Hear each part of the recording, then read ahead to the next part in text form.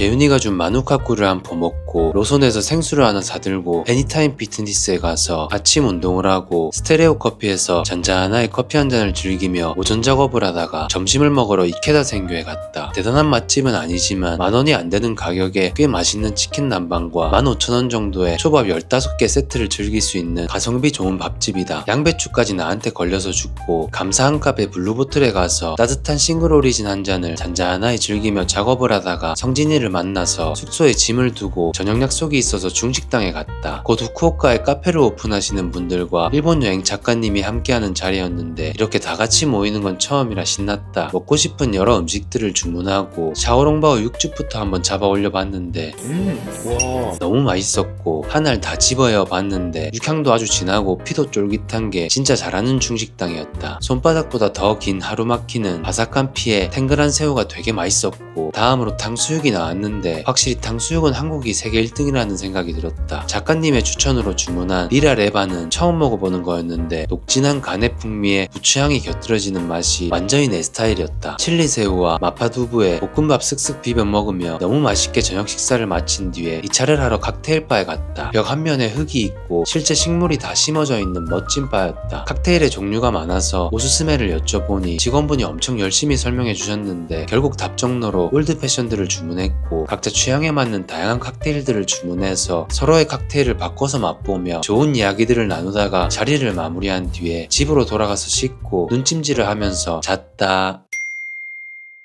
재윤이가 준 마누카꾸를 한 포 먹고 로손에서 생수 하나를 사들고 애니타임 피트니스에 가서 아침 운동을 하고 집에서 손톱을 깎은 뒤에 평소에 궁금했던 키사텐에 갔다. 핸드드립과 함께 이 가게의 시그니처인 푸딩을 주문하고 가게를 쓱 둘러보는데 멋진 사장님의 취향이 잘 담겨있는 가게였다. 사장님이 드립을 내리며 집중하는 모습을 멍하니 구경하다가 성철이 형이 선물해주고 간 세이노의 가르침을 읽으며 커피를 기다렸다. 커피와 푸딩이 나왔고 커피부터 한 모금 마셔보니 아침을 은은하게 열어주는 맛있는 커피였다.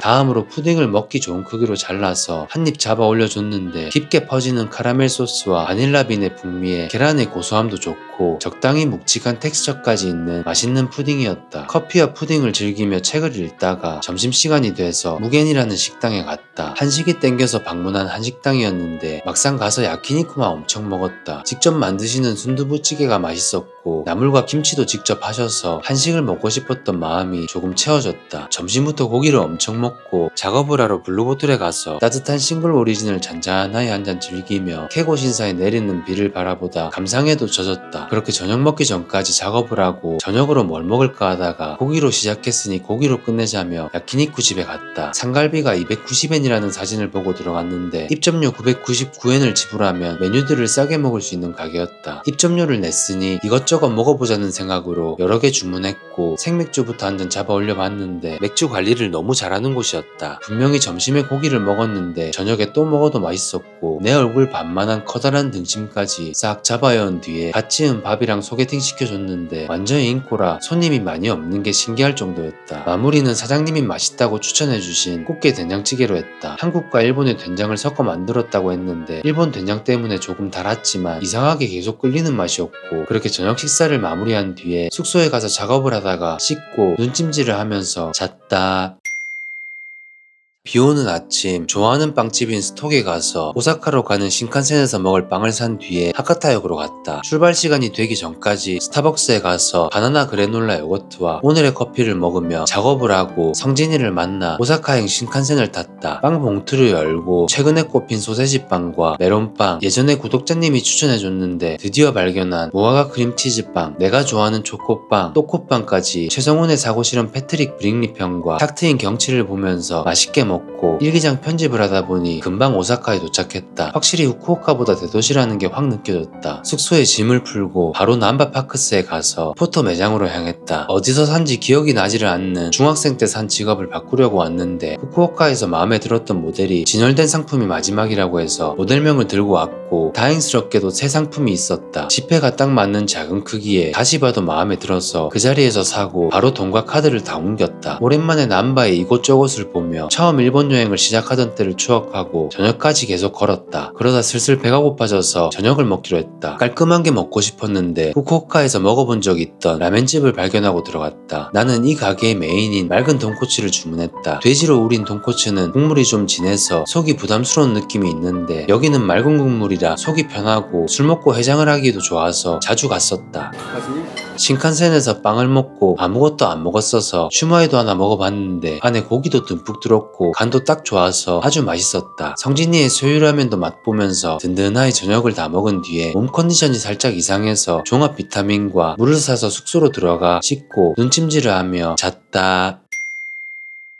날씨 좋네 날씨 좋아 하하를 속으로 말하며 너무나 맑은 하늘 아래 작고 귀여운 공원을 지나 아침 작업을 하러 오사루 커피라는 곳에 갔다. 아침을 여는 커피를 마시기에 좋은 따뜻한 카페였지만 작업을 하기에는 좀 눈치 보일 것 같아서 근처에 있는 코라 커피에 갔다. 큰 창도 좋고 월크라고 써진 것도 좋았다. 창가에 자리를 잡고 작업을 하기 전에 잠깐 일본어 명카피북을 읽었다. 오늘은 향해 가는 쪽이 지름길이라는 문구가 마음에 남았다. 책을 읽는 동안 주문한 샌드위치와 커피가 나왔다. 이래가지고 1000엔이면 괜찮다는 생각이 들었는데 생각해보니까 이제 환율이 많이 올라서 예전만큼의 만족감은 아니구나 하며 괜히 생각해봤다는 생각을 했다. 엄마한테 안부 전화를 하며 커피를 마셨는데 커피 맛도 괜찮았다. 그렇게 작업을 마치고 성진이를 만나서 점심을 먹으러 츠키토라는 곳에 갔다. 다시마키와 소고기조림 정식이 유명한데 다시마키를 터뜨리면 이렇게 노른자가 나온다. 아침에 지은 흰쌀밥에 소고기랑 달걀을 얹어서 바로 한 입 잡아 여어봤는데 쫄깃한 밥알의 식감과 부드럽고 고소한 다시마키, 감칠맛 좋은 소고기조림이 완전히 인구였다. 한 상 싹 비우고 서울에서 아는 형이 와서 성진이와 지하철을 타고 교토로 갔다. 도착해서 길거리를 걸으니 벌써 1년이 더 지난 교토 한 달 살기의 추억들이 숨을 크게 들이마실수록 더 마음에 차오르는 느낌이었다. 랑코상과 요시코상과 함께 왔던 찻집을 지나 스타벅스 창가 자리에 자리를 잡고 따뜻한 카모마일 차를 한 잔 잔잔하게 즐기며 저녁 약속 전까지 작업을 했다. 약속 시간이 돼서 나왔는데 운이 좋게도 노을이 저물기 시작하는 시간과 맞았다. 아름다운 기온마치를 걸으면서 저녁을 먹을 식당 쪽으로 오기까지 확실히 교토에는 다른 도시와는 다른 낭만과 고급스러움이 녹아있는 잔잔함이 있다는 이야기를 성진이와 나눴다. 그리고 지인이 예약한 붕고라는 식당에 도착했다. 교토의 야채들을 이용해 만든 전체 요리부터 후토마키를 포함한 4가지 한입 요리들, 분량이 빈 우설구이와 샐러드, 트러플과 캐비어를 곁들인 육회, 무 슬라이스가 들어있는 소꼬리 스프, 스키야키와 솥밥에 지은 흰쌀밥, A5랭크 샤또브리앙,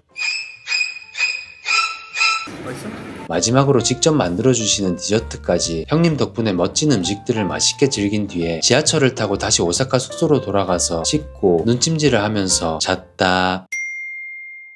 숙소를 옮기는 날이라 짐을 싸서 나왔다. 오늘도 하늘이 너무 맑아서 기분이 좋았다. 성진이가 일어나면 같이 새로운 숙소에 가려고 근처에 있는 그랜노트 커피라는 카페에 갔다. 아늑하이 바이브 좋고 커피도 잘할 것 같았다. 머핀도 팔고 있었는데 블루베리가 없어서 먹지 말까 하다가 빈속에 커피를 마시기 싫어서 플레인으로 하나 주문했다. 교통카드로 결제가 안 돼서 처음으로 새 지갑에서 현금을 꺼내 써봤는데 기분이 너무 좋아서 직원분에게 자랑할까 하다가 직접 떼는 걸로 느낄까봐 참고 커피를 내리는 바리스타 말고 바리스타가 내리는 커피를 보면서 좋은 음악을 감상하면서 멍 때리다가 커피와 머핀을 받았다. 플레인 머핀부터 한 입 먹어봤는데 내가 좋아하는 촉촉한 스타일의 머핀이 아니었다. 다음으로 에티오피아 예가체프 아리차를 한 모금 적셔봤는데 은은한 산미가 너무 좋고 아로마도 풍부한 맛있는 커피라 기분이 좋았다. 작업을 하기 전에 잠깐 일본어 명카피 핸드북을 읽었다. 전에 읽었던 것들을 다시 읽은 뒤에 새로운 문장을 5개 읽는 식으로 책을 보는데 오늘은 5문장이 모두 마음을 울렸다. 볼 때마다 좋은 문장들이 하나씩은 꼭 나오니 음악에서의 좋은 플레이리스트처럼 이 책에도 작가의 좋은 취향에 의해서 한번 걸러진 좋은 문장들이구나 생각했다. 이렇게 좋은 취향을 가지고 있거나 나와 비슷한 취향을 가진 사람들의 컨텐츠들은 스스로 이것저것 찾고 추리는 시간을 줄여주니 얼마나 감사한지 모른다. 책을 읽고 작업을 하다가 성진이를 만나서 숙소에 짐을 맡기고 날씨가 너무 좋아서 도톤보리 강을 산책하기로 했다. 근데 외국인들이 너무 많고 정신이 없어서 그냥 카페로 가기로 했다. 좋아하는 카페 중에 하나인 미국의 브루클린 로스팅 컴퍼니가 남바 쪽에도 있길래 가봤다. 미국 바이브에 넓고 큰 공간, 콘센트, 와이파이까지 감사한 카페였고 나는 따뜻한 라떼, 성진이는 아이스 라떼로 부드럽게 한 잔 즐기며 오트밀 쿠키를 함께 먹었다. 그러다 무간도에서 봤던 중국 배우 증지휘가 카페에 들어왔다. 무간도를 너무 재미있게 봤기도 했고 내 바로 뒤에 앉으셔서 내가 몇 번 돌아보니 인사도 해주시고 했는데 나무 위키에 들어가 보니 성폭행이랑 음주운전 논란이 있어서 좀 당황했다. 그렇게 작업을 하다가 점심을 패스하고 배고픈 상태로 저녁을 예약한 식당에 식당에 도착했다. 소금을 뿌리는 퍼포먼스와 앞에 있는 원시화로에서 굽는 해산물이 멋진 곳인데 원래는 초밥집이었다고 해서 초밥 8피스를 주문하고 원시화로에서 노릇노릇하게 구운 정어리와 맥주와 함께라면 실패가 없는 나가사키 운제는 이날 가장 맛있었던 큼지막한 타이거 새우까지 맛있게 먹은 뒤에 조명이 켜진 밤의 남바역 광장을 한번 쓱 훑고 밤이 된 김에 에비스 다리에 가서 글리코상을 한번 봤다. 아쉬운 마음에 근처에서 오코노미야끼를 하나 먹을까 하다가 성진이는 2차를 하러 가고 나는 시간이 애매해서 그냥 숙소로 들어갔다. 돌아가는 길에 물을 사고 호텔에 도착했는데 운이 좋게 방이 무료로 업그레이드 됐다. 싱글룸보다 훨씬 넓은 공간이 너무 좋았고 뷰도 한번 체크해봤는데 괜히 봤다 싶었다. 바로 짐을 정리하고 씻고 작업을 좀 더 하다가 눈찜질 영상을 찍었는데 박진영 같네, 박진영. 박진영 침대짜리 생각나서 한번 웃고 눈찜질을 하며 잤다.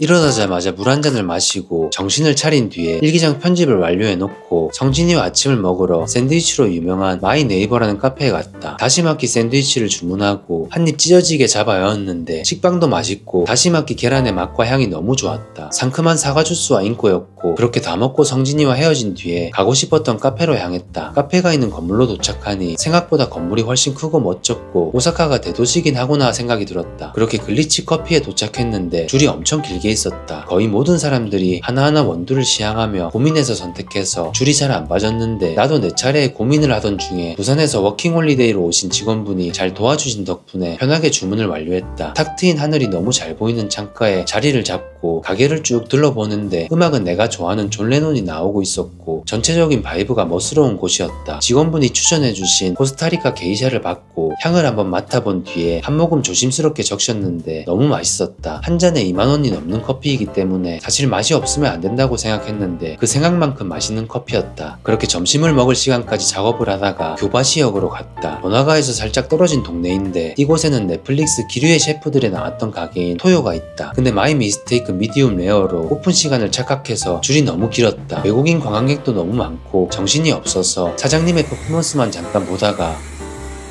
그냥 호텔 근처에 가고 싶었던 작은 우동집에 가기로 했다. 일본인은 유튜브에서 봤던 후후테이라는 곳인데 부부가 운영하시는 아담한 우동집이다.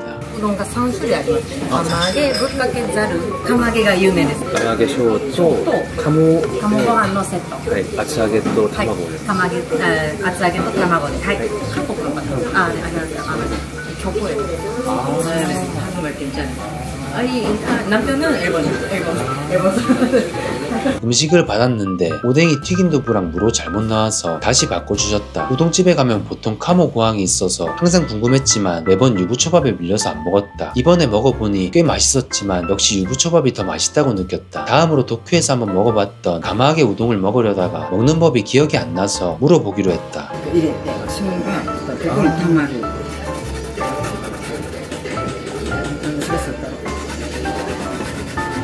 生姜入れてネギ天かすなんていうの튀김なんていうの튀김 튀김あそう知らんかったでスープ飲みながらうどん食べてつけてじゃなくてつけてうどんつけて大丈夫ですスープも飲むしでこれごまもぐるぐる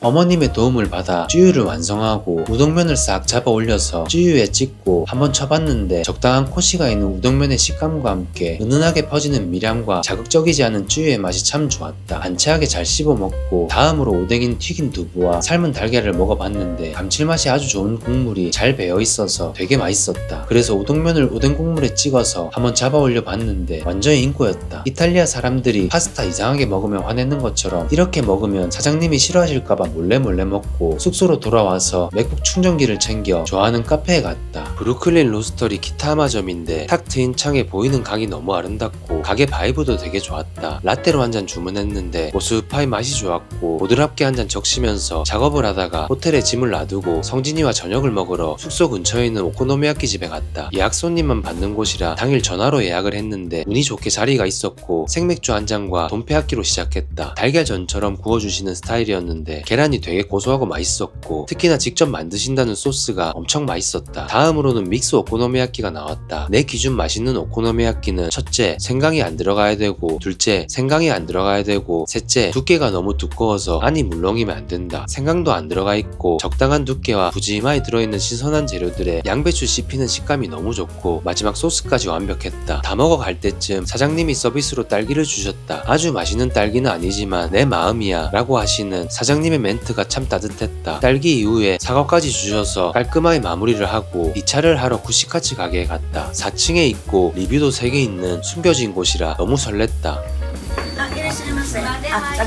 단골로 보이는 손님들이 앉아 있었고 오토시를 받았는데 양배추가 있었다. 메뉴는 오마카세가 있고 단품도 가능해서 생맥주 한 잔과 단품을 주문했다. 일본은 사장님도 직원분도 같이 술을 즐기는 매장이 많은데 그런 곳에 가면 이렇게 쉽게 다른 손님들과 친해지게 된다. 성진이가 새우를 먼저 먹어봤는데 이어서 나도 한번 먹어봤는데 갓 튀긴 튀김의 바삭함도 새우의 탱글함과 풍미도 너무 맛있었다. 양배추 나한테 걸려서 죽고 단맛과 은은한 향이 너무 좋았던 고구마를 먹은 뒤에 성진이의 작전을 피해서 소고기를 한 입 먹어봤는데 가격이 그리 비싸지 않아서 그런지 소고기는 평범했다. 엄청 뜨거운 만큼 맛있었던 표고버섯, 탱글하고 쫄깃한 문어, 그렇게 여러가지 튀김을 즐긴 뒤에 옆 손님이 마무리로 꼭 먹어야 한다는 소면을 주문했다. 배가 부를 테니 하나만 주문해서 2개로 나눠달라는 말까지 옆 손님이 사장님께 전해주셔서 딱 맛있게 먹을 수 있었다. 국물도 면도 들어있는 새우튀김도 너무 맛있었다. 담배를 필 수 있는 곳이라는 것과 사장님도 담배를 피신다는 게 아쉬운 점이긴 하지만 개인적으로 크게 신경 안 써서 잘 먹고 사장님이 여기서 쓰는 빵가루를 먹어보라며 주셔서 먹어봤는데 되게 고소했다. 옆 손님이 사진을 찍자고 해서 같이 찍고 내 카메라에도 모두 담았다. 그렇게 맛있는 음식과 좋은 사람들로 행복한 시간을 보내고 사장님이 마지막 순간까지 배웅해주시는 모습에 감동했다. 사실 친절하시지. 왜 이렇게 친절하지? 이야 대단하시다. 진짜 배울 게 너무 많다. 담배 냄새 좀 나더라고요. 담배 냄새 담배 좀 심하다. 그리고 숙소로 돌아가서 씻고 작업을 좀 더 하다가 눈찜질을 하면서 잤다. 좋은 아침, 날씨 좋네, 날씨 좋아. 하하. 잠이 덜 깨서 여행 영상이랑 착각하고 지하철 계단 나한테 걸려서 죽고 오늘 점심 먹을 곳도 어제 왔던 빌딩 근처라 다시 가서 항상 가보고 싶었던 시티 베이커리에 가봤다. 오픈 시간보다 일찍 와서 좀 기다리다가 입장을 했는데 생각보다 엄청 깔끔하고 규모도 큰데다가 빵 종류도 엄청 많았다. 블루베리 머핀이 있어서 바로 잡아 올리고 뺑오 쇼콜라와 포장한 뒤에 편의점에서 흰 우유를 하나 사서 길에 있는 벤치에 앉아서 먹었다. 뺑오 쇼콜라 크기가 엄청 크고 폭신한 식감은 좋았는데 너무 커서 그런지 상대적으로 초코가 적다는 느낌을 받았다. 그리고 아침 작업을 하러 감사한 카페 스타벅스에 도착했다. 한쪽 벽이 다 창으로 돼 있어서 답답하지 않고 공간도 아주 여유로웠다. 최근 유산균을 못 채워서 유산균 좀 잡아 였다가 스타벅스 요거트에는 유산균이 얼마나 들어있나 궁금해져서 홈페이지를 찾아보고 챗GPT한테도 물어봤는데 알 수가 없었다. 그렇게 아침 작업을 좀 하다가 점심시간이 돼서 와타나베 커리라는 곳에 갔다. 3년 연속 미슐랭 빅구르망에 선정된 커리집으로 스파이스 스타일 커리를 하는 곳이다. 개인적으로 스파이스 커리를 그렇게 좋아하지 않는데도 여기는 신기하게 입에서 계속 땡길 정도로 맛있었다. 규카츠도 엄청 부드럽고 육향도 너무 좋아서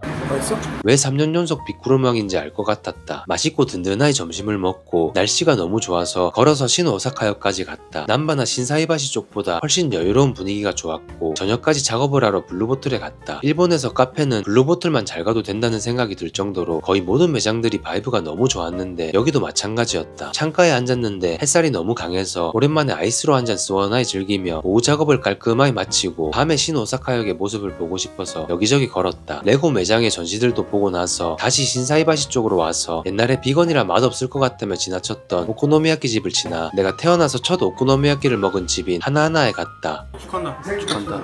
자리를 잡고 맥주부터 한 잔 시원하게 잡아 올렸다. 나는 일본 맥주 중에 기린을 제일 좋아하고 마지막이 아사히인데 오사카 쪽은 거의 모든 매장에서 아사히 맥주를 사용했다. 이제 거의 공식처럼 돈페야끼로 시작했고 여기도 역시 계란이 고소하고 맛있었는데 특히 고기가 진짜 많이 들어있었다. 취향대로 소스와 마요네즈를 더 뿌려 먹고 다음은 네기야끼를 주문했다. 반대로 뒤집어서 좀 구우려고 했는데 하나, 둘, 셋. 둘이 진짜 안 맞았고 네기야끼를 먹었는데 둘 다 취향이 아니라 맛있어? 빨리 먹어치우고 믹스 오코노미야끼를 주문했다. 이런 건 또 잘 맞다. 소스랑 마요네즈 뿌려서 한 입 먹어봤는데 이제 맛있는 오코노미야끼를 많이 먹어봐서 그런지 이곳에서 처음으로 오코노미야끼를 먹었을 때만큼의 감동은 없었다. 맛 대신 추억으로 맛있게 먹고 즐거운 시간을 보낸 뒤에 숙소로 들어와서 씻고 눈찜질을 하며 잤다.